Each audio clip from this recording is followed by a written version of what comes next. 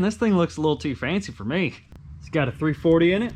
Unfortunately, without a 4-speed, it's got a 727 behind it. But off in the back, even though you can't see, that is a Mopar 8 3/4 rear end. Under there somewhere, it's got some fancy new exhaust.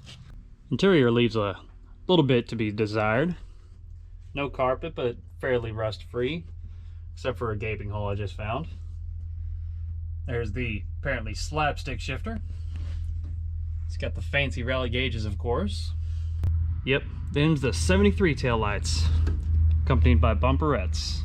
So this here is a 73 Plymouth Cuda, which my buddy Greg over here asked me if I'd be willing to work on it. And I said, you know what? I think I will.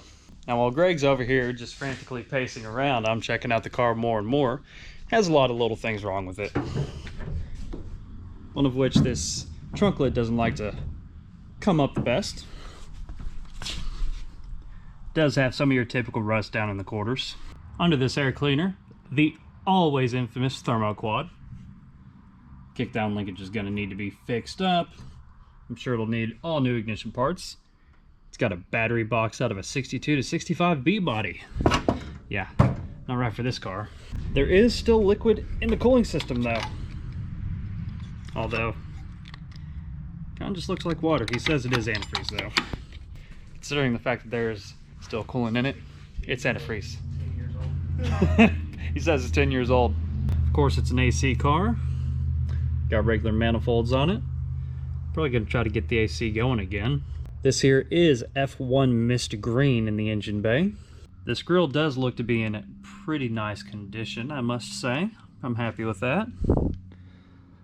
Although we're missing a little bit of this trim around this headlight here, as well as that one. Of course, the hood's not on. It's just right over here up against the wall. Yep. This door latch doesn't work. It's disconnected on the inside. The Cooper Cobra radial GTs are flipped backwards. It is, of course, a disc front brake car. And we are going to go all the way through this braking system. Power steering. Electronic ignition. I'm going to have to learn a thing or two about this. It's foreign to me. Wiring's going to have some fixes to it. This wire is burned about all the way through.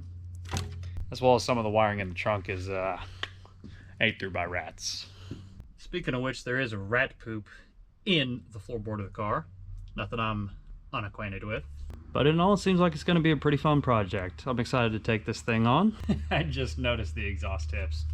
Look forward to that. I think I'm going to have quite the fun time working on this thing.